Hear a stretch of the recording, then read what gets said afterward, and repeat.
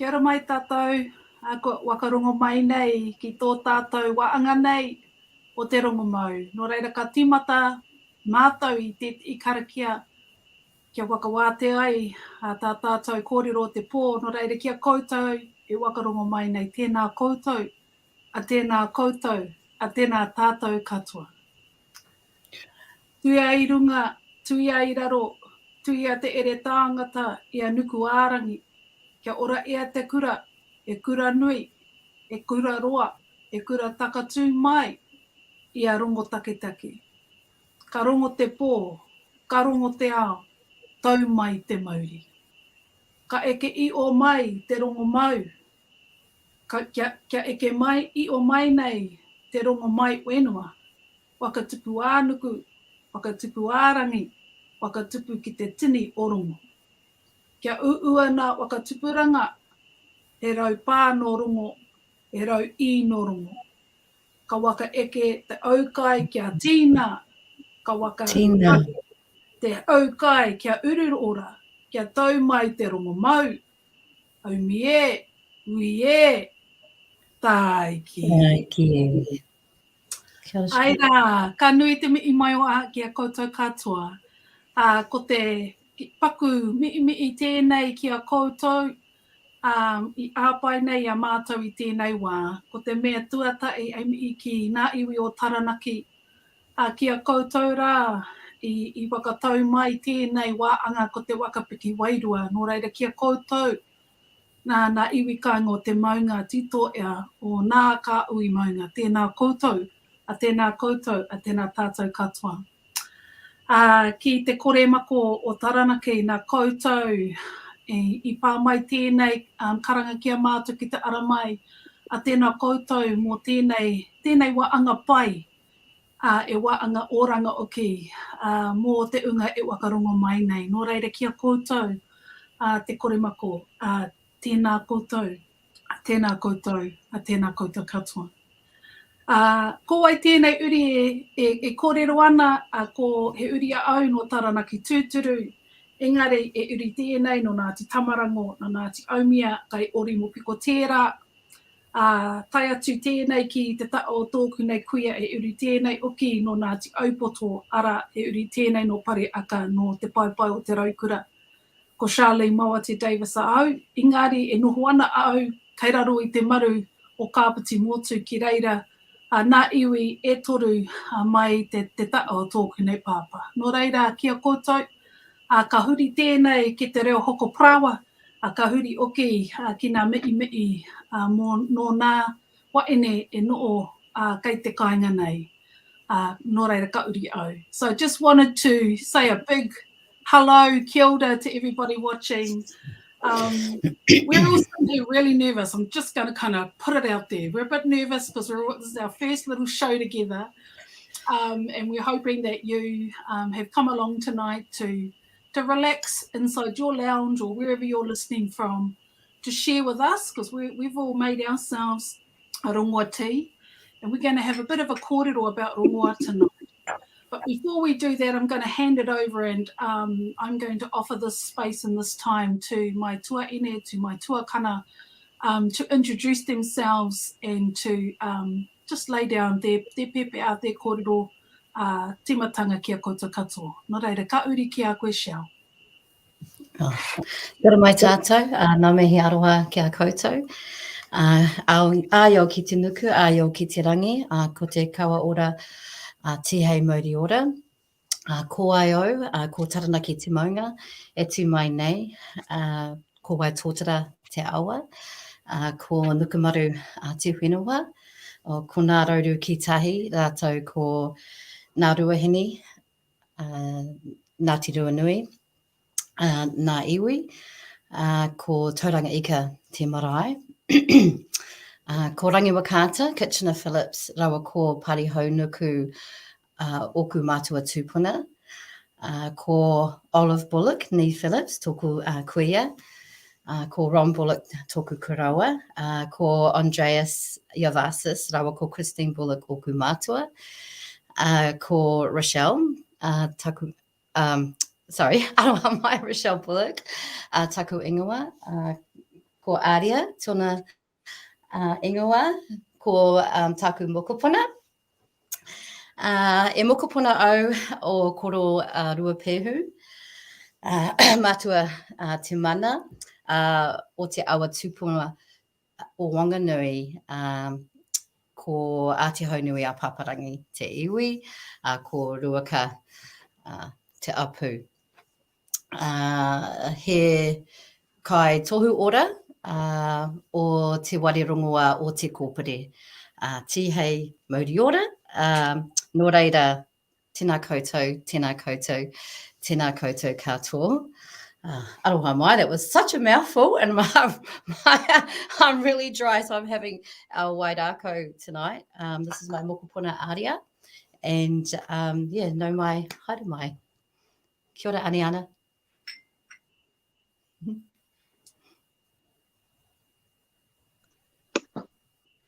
Kia ora koutou. Ko Taranaki te maunga, ko Pāte te awa, ko Aotearoa waka, ko ngā rauru ki tae, ko ngā tirunui, ko ngā ruahine oku iwi, ko rangitapu, tōku apu, ko Ariana Hurunui-Neil. Sorry, so nervous. Ko Ariana Hurunui. Taku ingoa. So, kia ora, thank you for tuning in tonight, and it's a great space. I've also got my tea here, so it's my first live, and it's pretty exciting to be in this room with these wahine. So, kia ora.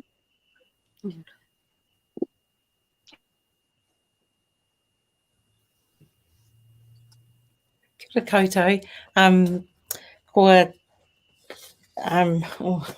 I'm really nervous too.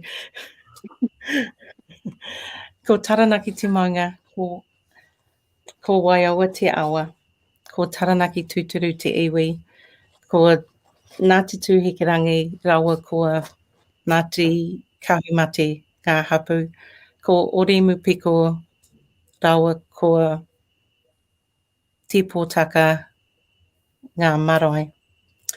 No te whānau tamatia, rawa ko rātahi whānau. Kei te noho ahau I te opanaki.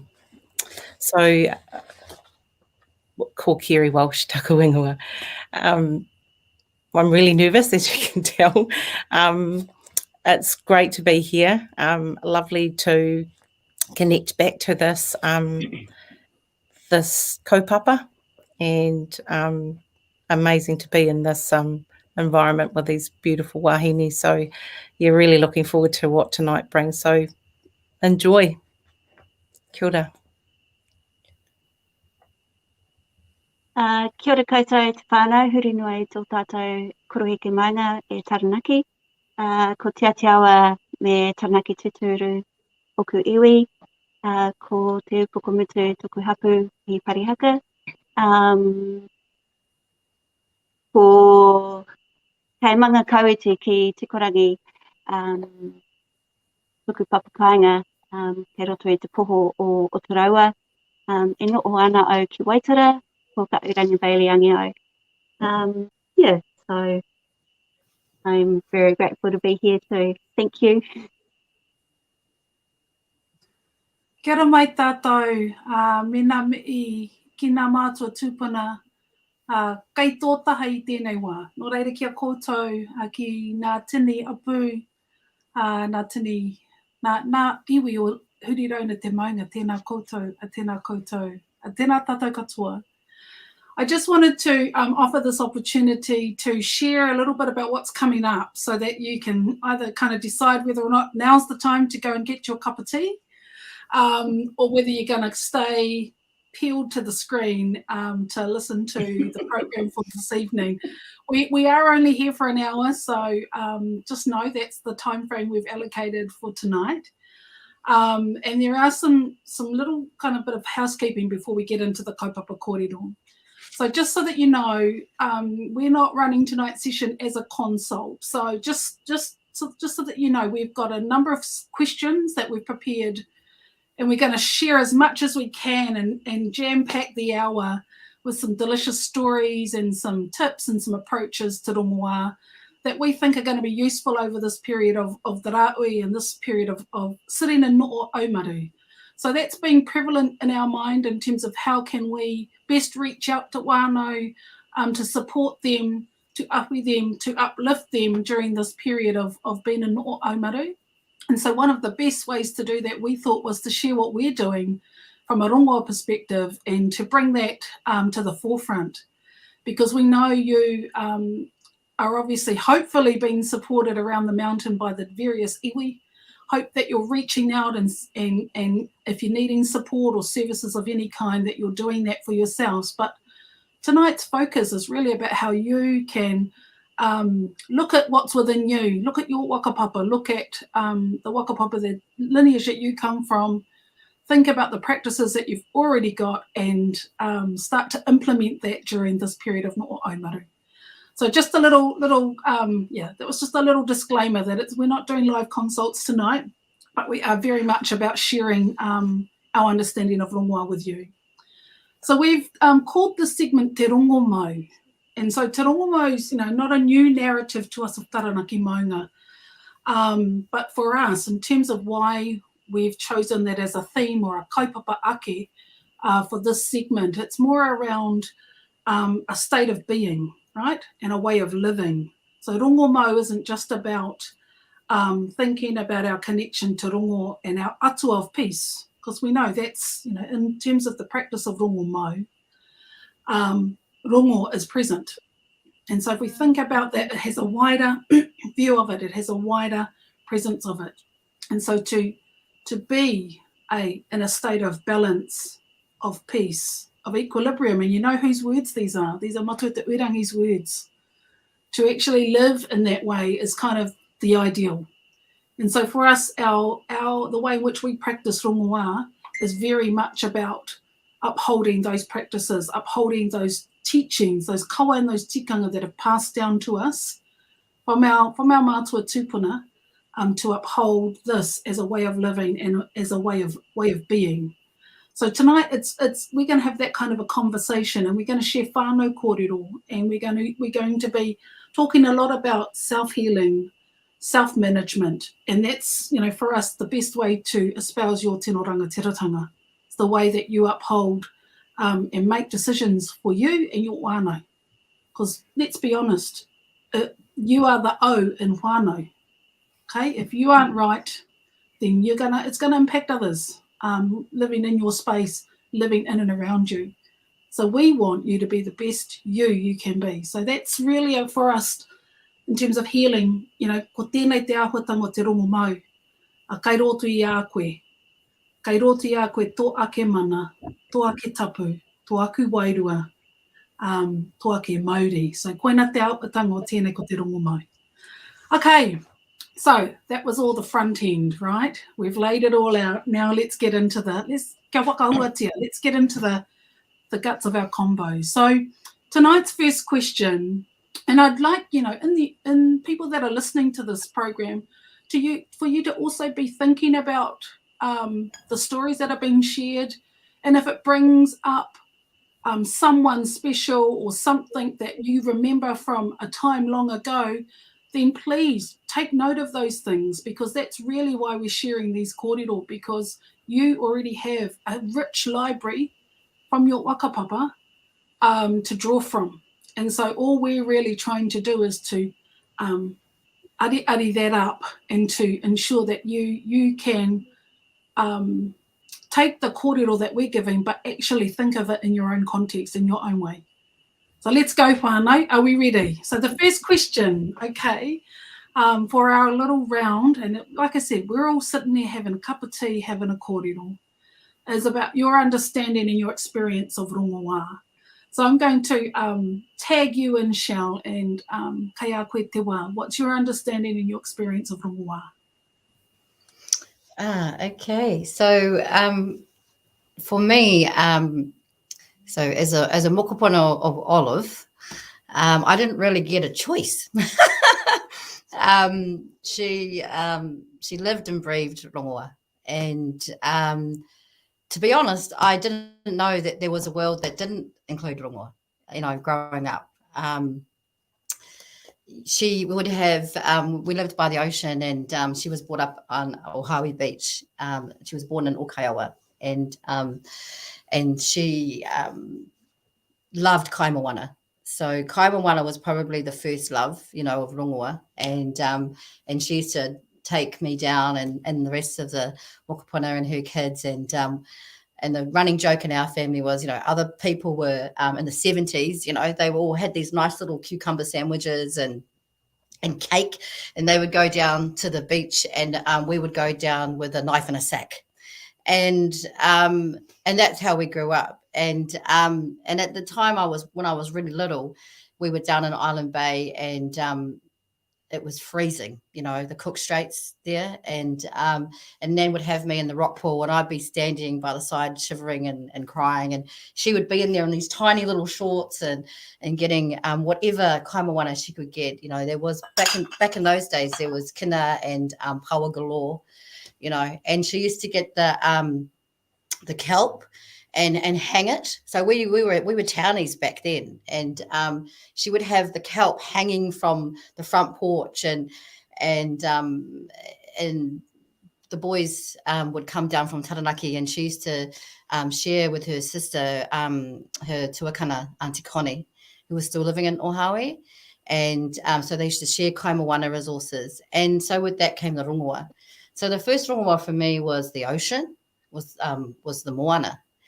And then all the concoctions that she gave us. And one of her running jokes was in her classes of te kōpere was, I tested them all out on my mokopuna and none of them have died. So so we live to tell the tale.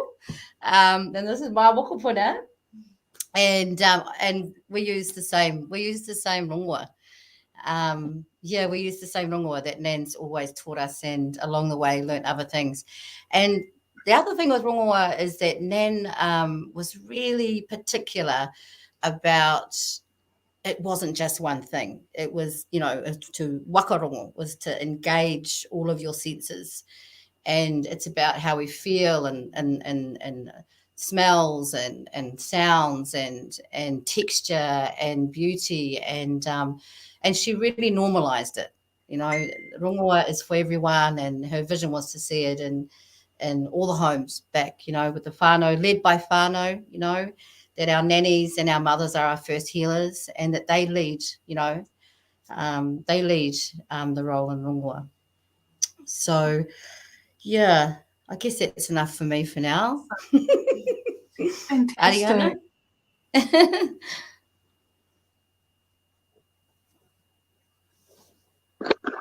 That was beautiful. Thank you. And so privileged to have had your nanny alongside you for that journey as well. That's real treasure. That's a palma in itself. And my journey into rongoa is a little bit different. It came about through self-discovery, and just I was actually enrolled in naturopathy, which is funny enough, but there was something missing. There was, which I then come to find out, it was the essence, it was the mauri it didn't have, and which I was searching for. So through Whakapapa, I heard my calling, and I finally listened, and from there I've had little treasures that have unfolded along my journey of rongoa. With my nanny, Te Roinga, she had practiced rongoa, and so it was a little story that my dad had told from when he was young. Him and Uncle Archie were living with nanny, and he was, she treated him, and then also my koro, Turi Broughton, he was also into rongoa. So it's in my family. It's just that it was hiding for a little while. So my journey into rongoa has been a treasure hunt in itself, and it's been a beautiful journey to find that for me, rongoa is a state of being. It's about connection. It's connection to our whenua. It's connection to who we are, and it's connection to our tupuna who walk with us So I love being in this space, and yeah, so that's my journey thus far. Still lots to learn. So yeah, kia ora. Bye, Ariana. Kia ora, Ariana, that was beautiful. My journey started when I was a little girl.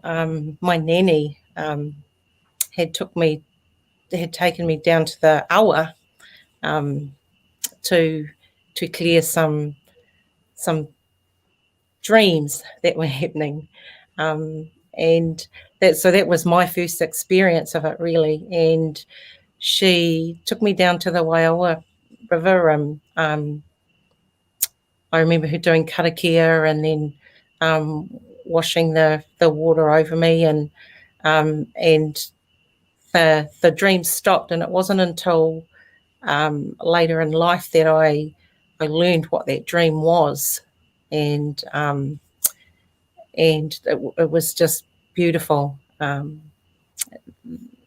Then the follow on from that was when I was lucky enough to go and have a meeting with Rochelle Bullock at Te Kōpiri, and she took me on her Rongoa course.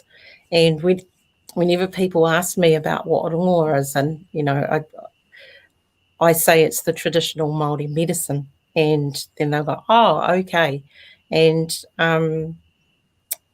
there's more of an understanding about it now and an acceptance, which I'm really grateful for. The spiritual healings and the remedies used by our tupuna that have been passed on to us, it's important that we continue to use them. And Olive was an integral part of my journey to add to my kete, because it was very, very limited before I went to her. But she holds a special place in my heart, and I'll be truly grateful for her to have chosen us to do the course and carry on that gift that she's shared. So, the pati oil and the wairikarawa, and and from Koe Olive, and then the going to the awa with my from my nanny. Those are things that I'll continue to do. So thank you. Kia ora koutou. So I suppose I was really young when I started coming into Rongoa. Much like Shells, it stemmed from going with my koe whero to Pungirehu, to the coast out there.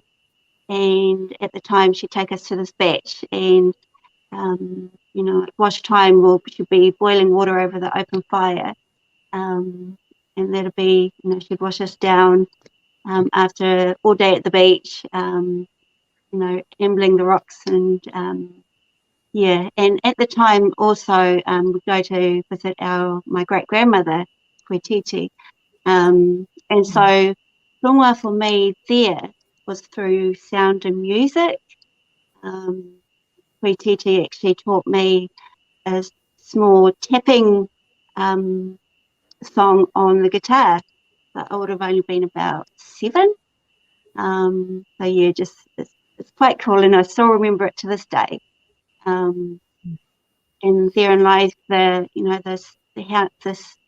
healing through sound, which carried on through Koi, and within Taranaki, Koi does hold a deep meaning, in that it carries messages of what might be happening in our society today. So that could be something that we'll explore when we move into our COVID kōrero. What's happening in our society today? Could we pick that kōrero up in our poi? But for myself, picking up poi after Koe had passed away, it was that process of dealing with grief. Koe was the last of my grandparents to go, so all of a sudden I wasn't the mokopuna, you know, I was the matua, you know, got my parents who are now the kaumatua. So, and I'm like, oh no, I've really got to, you know, really dig in, step up and dive in and learn so that I look to my children and now my own moko, and where te ao Māori is, will be for them. So it's a massive journey, and it's all stemmed for me through music, through sound. Yeah. Kia ora. Kia ora. Wow, really powerful whānau stories, and particularly around the importance of our pāake, and I suppose providing a guiding hand and a guiding light into no matter how big or small the experience was. So whether we had lots of time with them, or whether we only had a little bit of time with them, or whether we only knew them in name, I think it's really important to understand that we come from that whakapapa, aha ko te aha, and that we can always connect with them, we can always touch them, they can always touch us when we need them. And that's kind of the thread that I'm hearing through here, is that, you know, for some of us, we might not think that we have a kete of rongoa to pull from, but actually the kete is in our DNA, it's in our whakapapa. It's always been there. That kura, that's what that karakia was about at the beginning, was that we have a kura wānanga inside of us, inside of our DNA. It's guaranteed. And that we can open the door to that kura wānanga anytime we want. And so we're walking around with all this wisdom and all of this knowledge inside of ourselves. And here out in the land of the living, because, you know, we know how to access that is in that other realm with the atua, with Ngā Tūpuna. We have to learn the kawa and the tikanga, the practices and the ways in which to appropriately look after those taonga and to practice those things. So that's one of the things I wanted to talk about in terms of this rongoa kōrero, is that one of the things we do often is we go between the domains of tapu and noa. And so tapu is that state of when we're in connection with the atua, or those that are beyond the veil. And so kei te tapu mātou, we're in the state of tapu. And part of this relearning, through maybe learning a karakia, could be a paku karakia, a little karakia, to have kai is another way, or to use wai, water, is to know when we're entering those tapu states and coming back out to whakanoa, to neutralise, to be neutral again, to be able to walk around in this land of the living.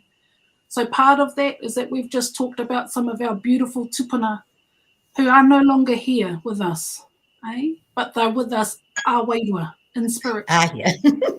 Well, we know they're here, but, you know, we know they're here. Yeah. But, you know, if for people that don't necessarily interact in the space all the time, you know, knowing what to do is really important.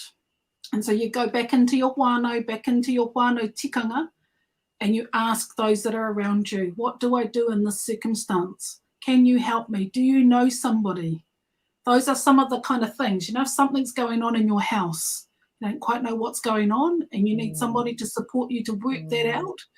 Because actually, you know, that you just need someone to support you with the mātauranga, with the knowledge. That's kind of, you know, that's some of the things that we're doing. We're entering into states or domains of tapu e noa. So that's just, because that's a huge wānanga, I just needed to touch on it because, you know, those of us that have those senses, we know when we've got a room full, and we've all got a room full right now. So we just kind of got to acknowledge it.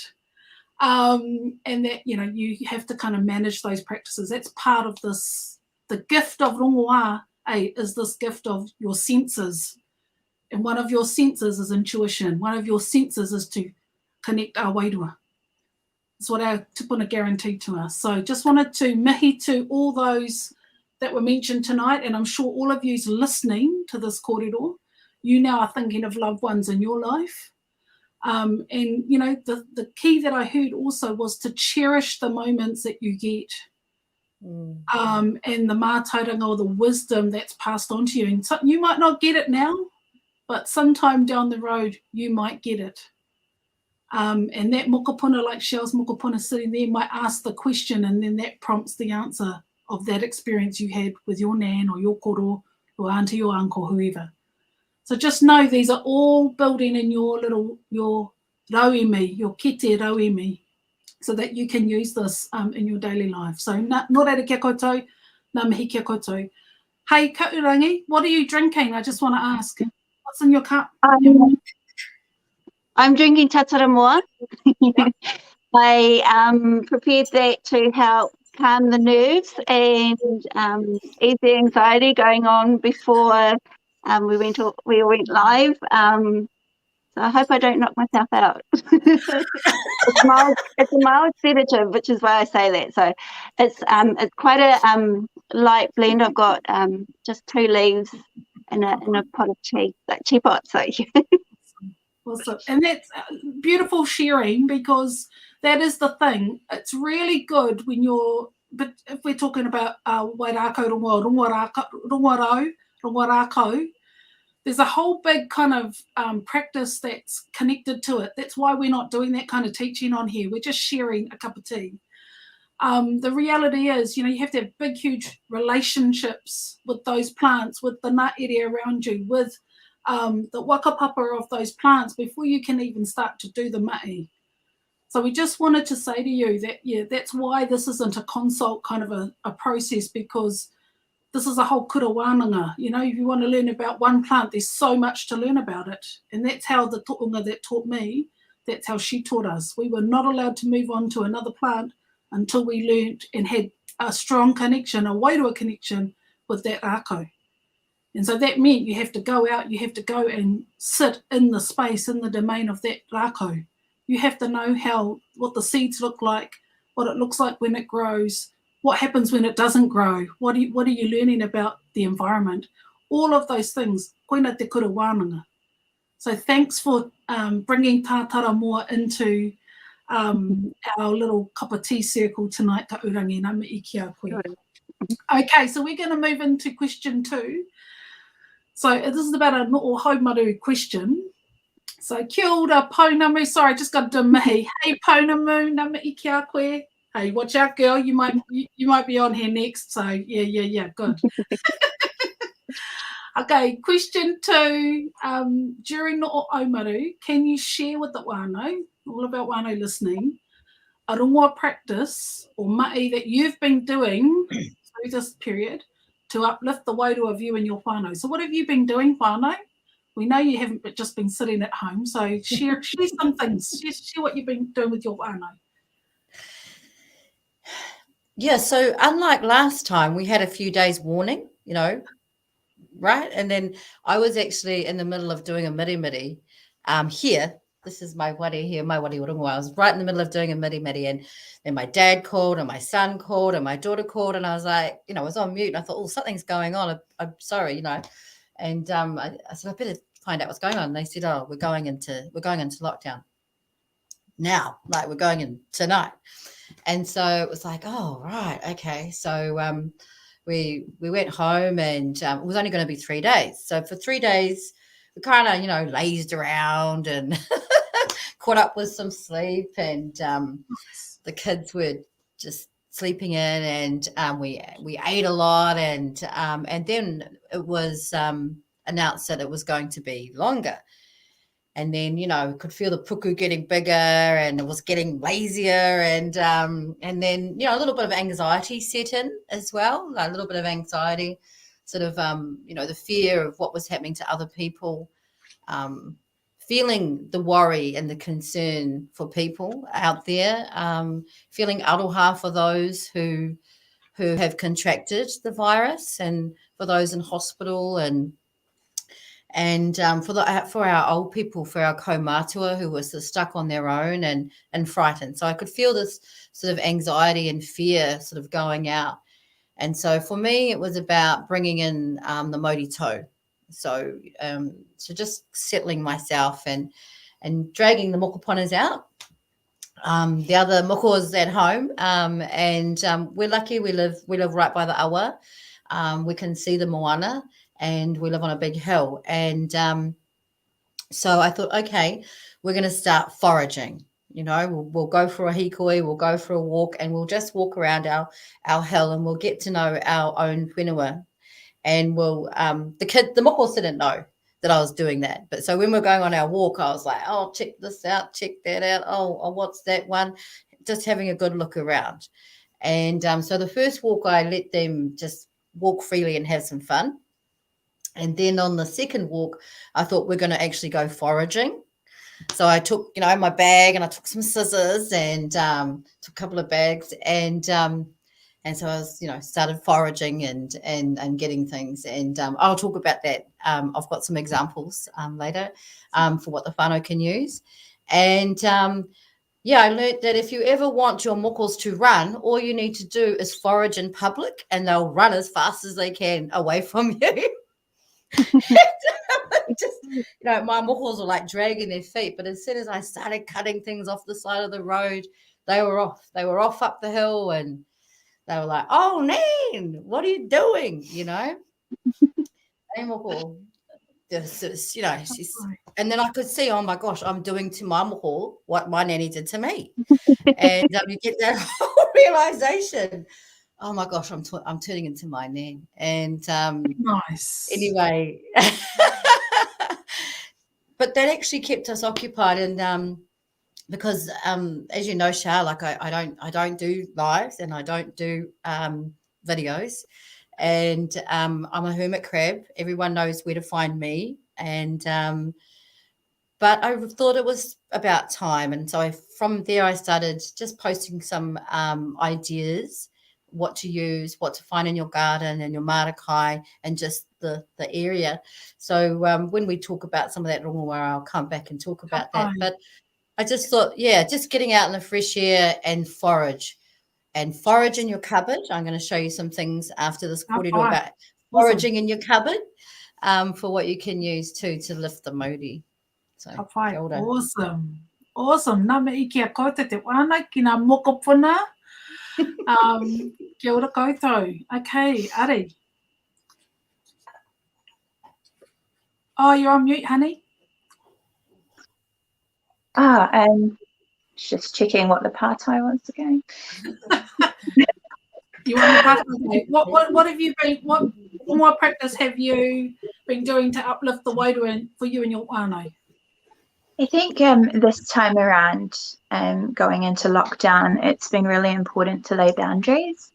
So both my husband and I are working, and so it's important to know when to stop working when you're working from home, and that's just really important. I think for those who are at home, it's easy to pick your laptop up again in the middle of the night and just check that last email.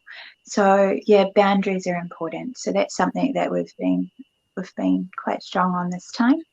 And so my practice is whakawātia. So I've got this, I'll share with you now, this little spray bottle here. And this Y is from Te Reo Kapuni, as we've all been. And it's a real simple process with karakia that I do. So whakawātia for me is important because it releases everything that doesn't serve you anymore, and you can just let go of it. How do you do that, Ariana? Kōrero mai. What's the process? The process starts with grounding. I'm not sure if those listening are familiar with grounding, and it's just connection. It's just I don't know. It's kind of like a switch that you can switch on now into that process. But it's karakia, and just asking for what has latched on to me during the day through mahi or kōrero with people, for it to to be sent back, to Papa to take care of. And why really helps me shift anything that may attach. So I do a lot of mahi wairua, and it's really important for me to not have anything attached, and to come into my home. And so when you're working from home, that's coming into your home. So those boundaries need to be kept as well. Because my home is my safe spot, as most of you. And and mahi is mahi. So it's nice to have this separation. And so I do that through, whakawātea. Can I ask you one more clarifying question? Because we are on the wātea of the whakawātea. How do you know that you've cleared it? How do you know? It's a feeling. I don't know if I can explain it very well. Sometimes you just need to listen to yourself. And we all have that. We all have that ability, and it's that innate knowledge within us that we just need to be quiet sometimes, and we need to exit from this crazy world that we live in, and just come back into ourselves and become calm again. So that's when I know. Kia ora. Cool. Awesome. Kerry. Kia ora. The last noho haumaru was really different this time. We kept really busy to help the time go by, whereas this time, I don't know whether it was because it was later on in the year, we were a little bit more tired, and because you only got the very short 3-day thing, and then there was that uncertainty. Also the concern about the whānau in Auckland. It just felt different this time. So we were fortunate to have the mokos at home this time, whereas last time there was just the two of us. So that kind of helped lift the mauri, having them playing and, cuddles in the morning and waking you up really early, and it's lovely. It was lovely. This time, though, it sounded really weird. It sounds really weird, but there was more time to just sit and reflect a little bit more about what was going on, because Ariana, you were talking about you're not quite sure, what it looks like. Sometimes for me, it looks, I just feel off, so I went down to the awa and I collected some wai. While I was there, I set my intention and did karakia, and I collected some wai, brought back and cleared my spaces, and it felt lighter. And just the last few days, once we kind of were having the kōrero around this, and te Rongomau, I spent more time in the garden. I had to sit with it. I kind of was thinking, Shah does this, Rochelle does this, Ariana does this, Kahurangi does this, what's in my kite kind of thing, practicing and all that sort of stuff, and I'm not doing that. So it was,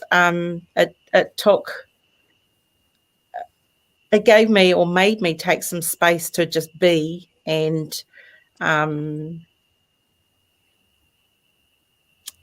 work through that little bit of turmoil, and with my hands in the garden, and it just kind of, I got a message last night that I was enough. So it was like, it was and it just I'm looking at you, Sharlene. Yeah, I know, because I know which nanny was saying that to you, so it's all good. Ka pai. Yeah, so when I woke up this morning, I had a spring in my step. I got all your questions at 1 o'clock this morning that you set for us, and yeah, it was like, oh, okay, all right, yeah. So definitely, you know, being outside, grounding, feet on the grass with bare feet, you know, stand there in the grass, go to the awa, put your hands in the dirt. Nice. Good one. Good feel.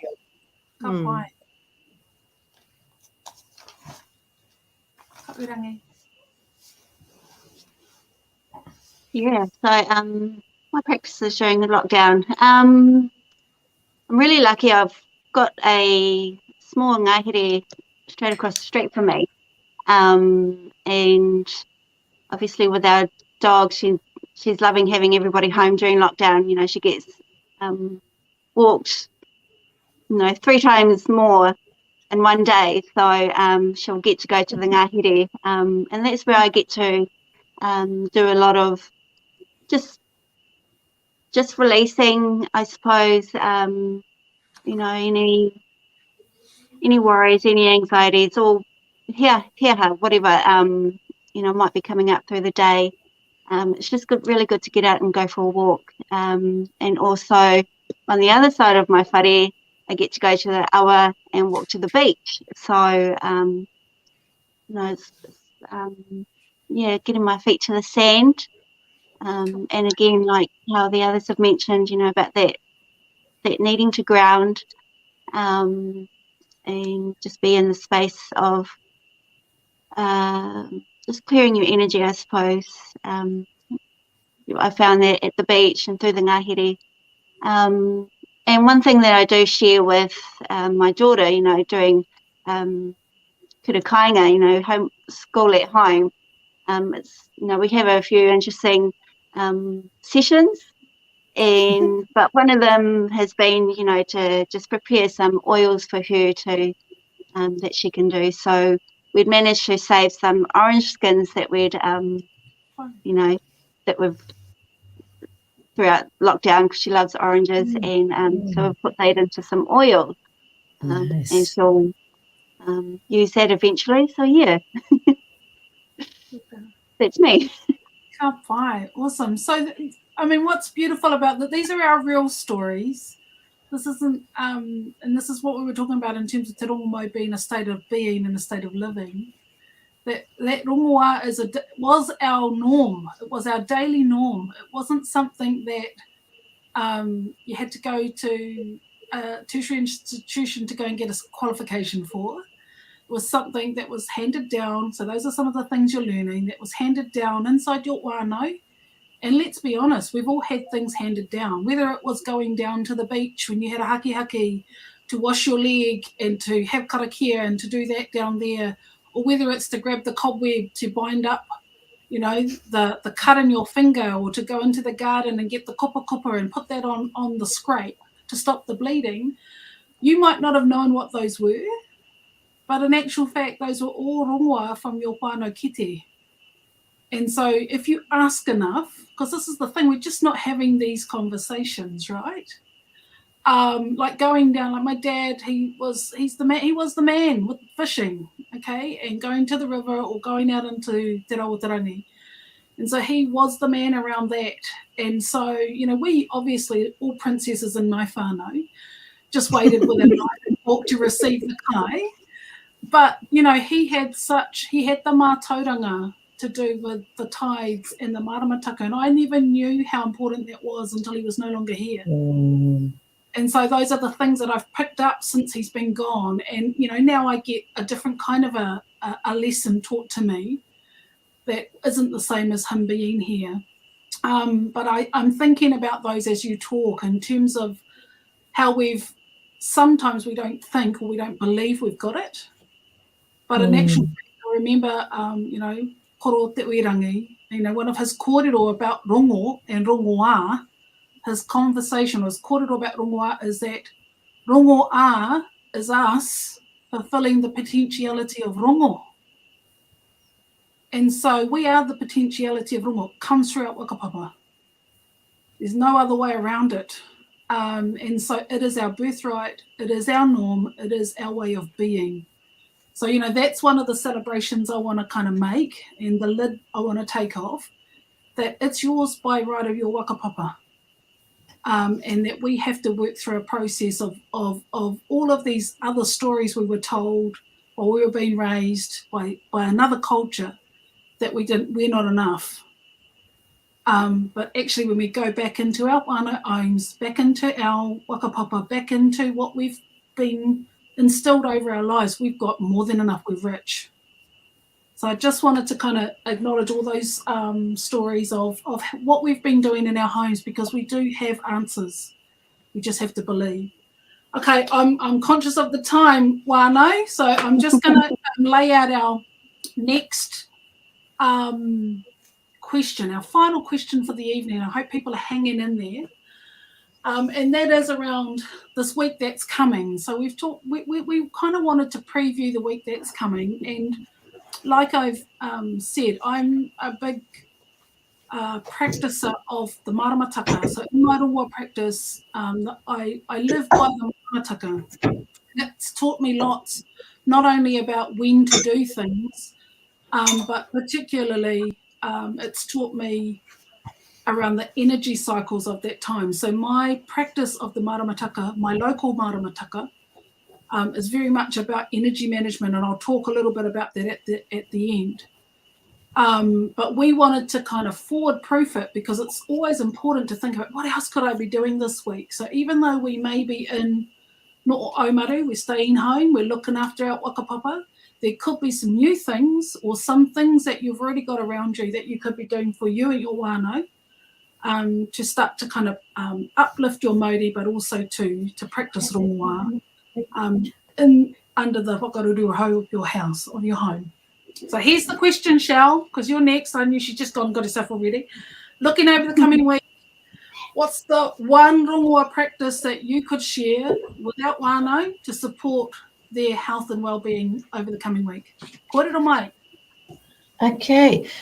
Well, we are just wanted to tautoko your kōrero there, Sha. We are very rich in our mātauranga Māori knowledge, and we're also getting a little bit chubby. So,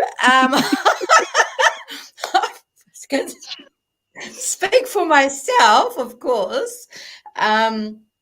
So my nana taught me, and my nana taught me one thing as well. There's lots of things, but one of the things she said to me is, whatever your nanny taught you, I just wanted to get this out there, whatever your nanny taught you is right. Okay, so there's no need to worry about, oh, my nan said this and your nanny, whatever your nanny says, that's what goes. So just put that out there. But Nancy, to me, whatever medicine is in your rohi, that's what medicine you need, whether it was introduced or not. Okay, or whether you think it's a weed or not. Everything has a rongoa. We just don't know what it is yet, right? So getting a little bit chubby. There's a couple of little teas I thought that would be good for the whānau, because some of the whānau might have been, drinking a few beersies, a bit of beer during the lockdown as well. So a little bit of a detox. So I've got something in there for the men or the uncles. I've got one of my uncles staying with me and my son. They're having a few beersies, and something to help stimulate the digestive system. So the first one. So this jasmine that you see hanging up and in jars is just growing wild everywhere on our hill, and it just fills the house with beautiful aroma. And our Asian whānau use it for digestion, and they have it during all their meals, and it helps settle the kai down. And the aroma is absolutely beautiful, and it's very soothing. So if you find a jasmine bush and you put it in the entrance of your house, as soon as you hit the house, as soon as you walk in the door, you just get this lovely fragrant jasmine, and it's very soothing to the soul. So I've got the jasmine, and I just use it straight, as it is, or you can dry it. I've got some drying over there, and you can just pick the petals off. And then I'm going to add some dried rosemary. So I'm going to add some dried rosemary in there. Now there's rosemary growing wild on the hills as well around here, and in my neighbour's garden. So rosemary is a wonderful, wonderful ancient spice or herb. And as you heard, my papa is Andreas Javasis, and it's actually from the Mediterranean. And their old people live for a really long time, you know, and it's got so many health benefits. Now, the thing is, you might think, why have I put rosemary and jasmine together? Is because rosemary tea to me tastes awful, you know, like, because if I'm going to have rosemary, I want it on a big rack of lamb or a leg of lamb or something, you know what I mean? I want some meat with it. So if I put some jasmine, or you can use another fragrant flower, it just kind of takes that bitterness out of it and gives it a bit of a sweet taste. And if you use the jasmine, you just add boiling water and just let it sit for a while, infuse for a while. And if you, I'll just let it sit over there. And if you add jasmine, you don't need to add honey. So it's quite good for diabetics as well. So this will stimulate your immunity system. So I thought in lockdown, we're interested about boosting our immunity. So it helps the blood flow. It increases the blood flow to the brain. So it stimulates you because, you know, we're getting a bit lazy first few days of lockdown. So it helps activate the brain. It's a mood enhancer. It's really good if you've got low blood pressure. I've got low blood pressure, and so I can get quite fatigued. And so that can help with that. You wouldn't have rosemary tea every day if you had high blood pressure. Okay, so that's important to know. So my one of Nan's lessons that she taught us was some things, sometimes. Not anything for anyone. Okay, so that's a really important lesson. Some things, sometimes, not anything for anyone. So Rongoa, as I was talking about before, is about engaging your senses and listening to your tinana. So if you're feeling like you need a boost, if you're feeling that you're a bit groggy down there, then you can have it. But if you're not, then don't use it. You know, give it a rest. Only do it for a few days and then pick it up again. It's really important to make sure that your medication is not in conflict with the rongoa rākau as well. So if you're on warfarin, for example, you shouldn't be having too much rosemary or too much kawakawa. You can have it, but you just can't have lots of it because it's very, very potent. So that was the one that I thought would help for detoxifying, stimulating, and getting, and getting the juices flowing. And the other one I'll show you. So can I show you one more? Because this is important, this one. Because gorse is everywhere. So we collected a whole bunch of gorse the other day. And gorse is everywhere around our area. And these are the little petals in here. And gorse is bright yellow. So the flowers are actually coming in. It's perfect season because we're going into spring. So use gorse. And gorse is actually a natural antidepressant. So if you're not feeling very good and you're feeling quite low, gorse tea is really good for that. And again, it's also an ancient rongoa that's been used to help settle nerves, to help settle anxiety. And like you were saying before, Kahurangi, it's a mild sedative. So it's very relaxing. It's very relaxing. However, it doesn't really taste like much. Like, gorse, it tastes how it sounds. So So I always put a bit of honey in mine. So that's a good antibacterial, good for the throat. So I add honey. Now, so it's nice and mood enhancing. Because it doesn't really taste like anything, this is my last little tip for those that want to lose a little bit of weight, where's the spoon, Moko? Good teaspoon. Oh, yeah. Now, this is really important. This is cayenne pepper. Okay, my nan had this in her cupboard. So this is foraging out of the cupboard. And you can forage in, with the rosemary, you can get it wild, or you can get it in, little packets like this as well, or packets like that. But cayenne pepper, this is really good if you don't want to drink coffee, if you're trying to get rid of coffee. So you just put a tiny little bit. When I say a little bit, I really do mean a little bit, like a quarter of an eighth of a teaspoon, like a really, really little bit until you get used to it. So a really, really small amount. So an eighth of a teaspoon, and you stir it up. And that helps suppress your appetite. So if you've got the hungers going on, you've got the munchies, and you really need to just suppress your appetite a little bit because you're eating out of boredom, which is, what happens. This really helps. So this concoction, gorse, cayenne pepper, and honey is antibacterial, helps enhance your mood, lifts your mood, and can suppress your appetite if you're a bit chubby like me.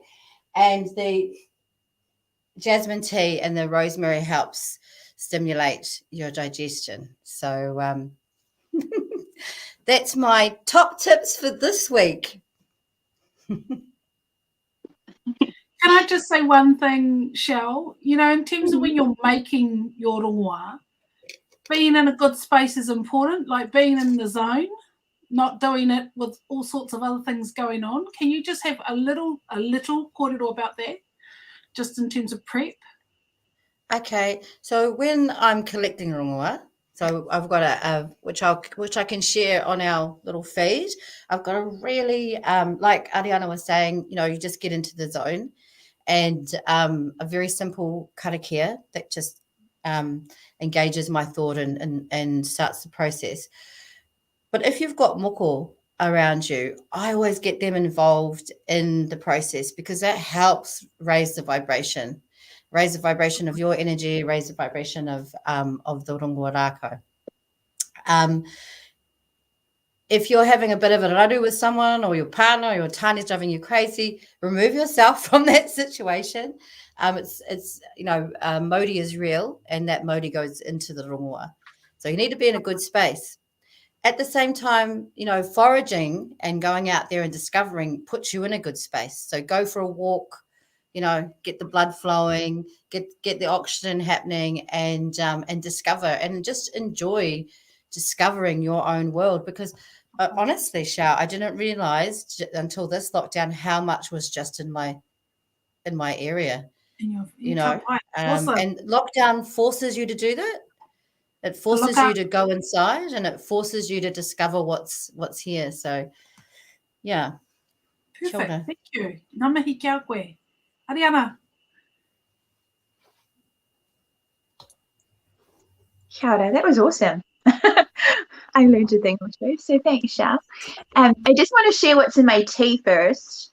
So I've got lime. I've got heaps of limes at home, and I've got some tainui.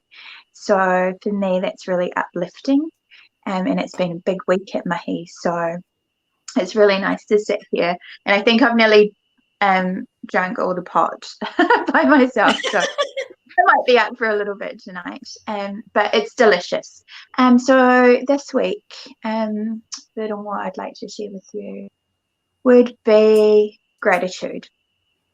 I think it's not easy for everybody out there that has to stay home, and it can be quite hard to find the smallest things in life to be happy about. So in the morning I rise with the sun. Sometimes I might go back to bed and have karakia, and just be grateful for one thing, and it kind of sets my my mood for the day, I guess. Gratitude can shift so much in life if you were just grateful for the tiniest of things. It could be a stranger's smile, and so it just a little wee thing from me is just find the tiniest thing that will make you grateful. So kia ora. Kia ora. Nā waka wetai, they call that, eh? Gratitudes. Ka pai. Kerry. Nice. One thing I would like to share is for wahine mā to look after yourself. Shah touched on this a little bit earlier. When we have so much going on and are busy looking after everybody else, who's looking after us?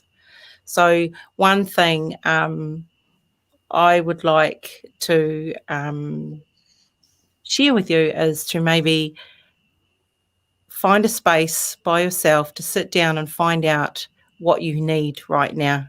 What do you need? What needs have you got? Because if you can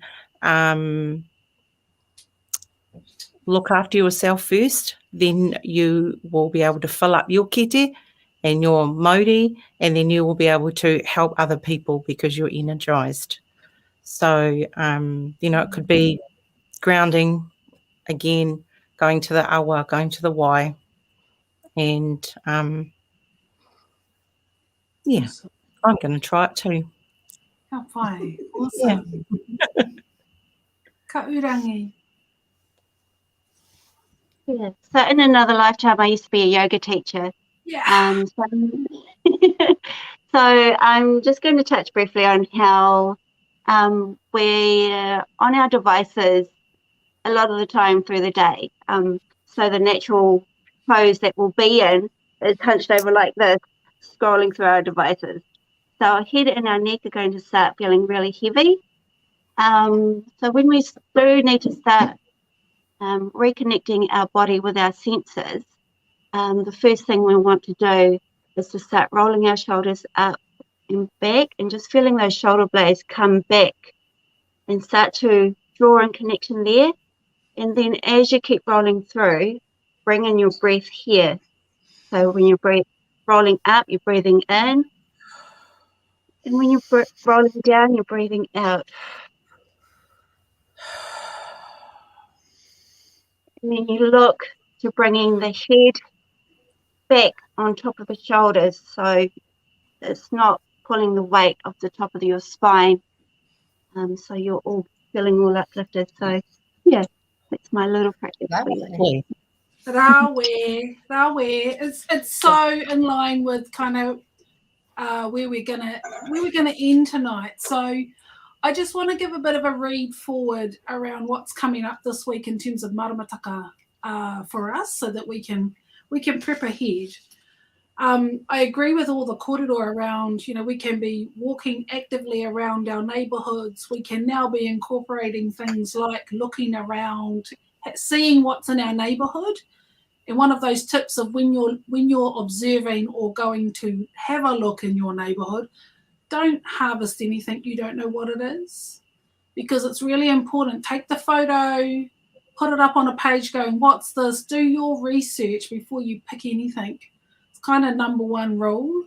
Just leave it growing, but find out more about it and get a positive ID before you pick anything. So just that first little rule of foraging. And also know that whakapapa and the kōrero of that place and space. So, it could have runoff, it could have pollution, it may have been a wāi tapu. You need to know the whakapapa of the whenua. So, don't be just going thinking you can help yourself. But certainly it's a really great activity to do with whānau and to do with tamariki. In terms of your waking in the morning and your gratitude. So, we all can improve, including myself, in terms of learning other karakia, and these times are really good for setting yourself a little goal to maybe learn a karakia this week. Really great. And then add to that your practice of whakawetai, of setting yourself an intention for a a gratitude, one thing you're grateful for, and maybe an intention for the day. Really great kind of rituals for the morning, but also rituals for the evening. You know, it's really good to kind of bring your practices, your tikanga in at this time and review them, because we're actually heading into koanga, and as cousin Kerry said, we're heading into koanga now, so we're going to be changing, also transitioning into this new season, and so there'll be a change in energy and a shift into focusing on other things for this period that's coming forward. So I know, we got a sighting the other day over on Kapiti Island that Pua Wānanga is out, so we know that's our plant that tells us that spring is here. So I really love that. I love the fact that that's kind of already been confirmed through nature, through Te Taiao. But certainly we've just come through the tangaroa moons, and I always do things to do with water through those tangaroa moon cycles. So if I need to go and collect my wai, that's the time I go and do it. If I need to go and whakawāte at the sea, at the river, wherever those places are, that's the time that I do that mahi e pāna ki te wai. So I'm lucky when I go home to Taranaki, I do collect my wai from Te Rere o Kapune, or I've even got snow. I've got hokapapa in my freezer. You might think that's weird, but it's kind of stuff that we use. Because there's lots of whānau from Taranaki that live down here. We utilise the rongoa from home, so that sometimes they need that. They need to reconnect with home. So we have those kinds of practices. Yesterday was o tāne, very tāne in the energy. So, you know, yesterday had all the men in my neighbourhood crashing, banging, making things, storing things. And I was just like going, I need quiet. But that wasn't happening. It's o tāne. It's the day of celebration for our tāne. So just remember that, you know, it's not all just about us, that we have ira waine, ira tāne traits, waine traits inside of us. And so it is about the rebalancing, coming back to the place of rongo. So today it's o rongonui. And so funny that we're here talking about rongo and we're celebrating rongoa. It's o rongonui. So very much a rongo day. So if today you were out in your mara, it was the perfect day to be that, to do that. And Maramataka tells us that. So I'm very much a gardener now. It wasn't something that I was. And it was Te Merenga that kind of busted it out for me at a wānanga, talking about our tupuna kuia ra erimiia, and how she was, you know, the tino ariki o nā mara o te wenuara. So, you know, she kind of blew my thoughts out that I can't grow anything. I can't tend mara. And so from those moments on, I've always kind of been in the garden. Iu one, they call it. Tomorrow, Maudia. So it's all about the Mauri. So do something for your Mauri tomorrow. Kia tau mai te Mauri ora. And then we get into Monday. We've got Mutu Whenua coming up. And then Wero. So Wero is the new moon, eh? It's the new moon. And Wero is one of those times, most other traditional places will go out and celebrate the new moon, and so it's a new cycle. But for us, we hunker down because it's about Wero. So do some research about Wero and who Wero is, and just remember it's a time to kind of bring your energy in. Moving into Tiria or Hoata, get up early in the morning, get things done. And then next Saturday, apparently we're back. I don't know whether we will be, but apparently we're back next Saturday. It's o Uenuku. So it's a perfect day for nā kōpere, nā, you know, all the rainbow people. So that's your week in advance, according to the Maramataka. It's all about the energy and the flow of that. I'm happy to share some readings around that, but there's lots and lots of resources around Maramataka. One of the things I just want to say is that, you know, if we look around the maunga, there are various maramataka that our old people used to utilise, and that they still utilise now. Those mokopuna are still revitalising them now. And so get back to those traditional knowledge centres and start to put them into practice. You might not be going fishing, you might not be gardening, but actually, you know, you can utilise those maramataka for your daily living. Te mea nui. Okay, Kia so ora. that's us for the night. I think we're just going to sign off because we're well over time. But we certainly want you to just, as Kahurangi, can you run us through that breathing activity before you sign us out with our karakia whakamutuna? Kia ora. So before we do get started on that, I just want to make sure that while you're sitting, that you're sitting balanced. So that means connecting your sit bones with the chair or the floor that you're on, and then drawing the petal towards the spine, so that helps bring stability there. And then we're starting to visualize how the spine is going to look with our breath. So when you're breathing in, draw up the shoulders, and then start leaning into the spine, leaning back. And when you're breathing out, draw those shoulders back down. Breathing in through the nose, rolling the shoulders up. And back and down, breathing out through the mouth. And one more time here, you're going to draw the head, the top of the head, up towards the ceiling by this part here. And then out. And one more for good measure, breathing in and out. Kia ora. Kia ora. Kei a koe te karakia whakamutuna I te tau. Kia ururu mai, ahau ora, ahau kaha, ahau maia, ki runga, ki raro, ki roto, ki wao. Re re re re, hau, pai mariri. Pai mariri. Ai marere koutou, pai o koutou moi. Mā te wā.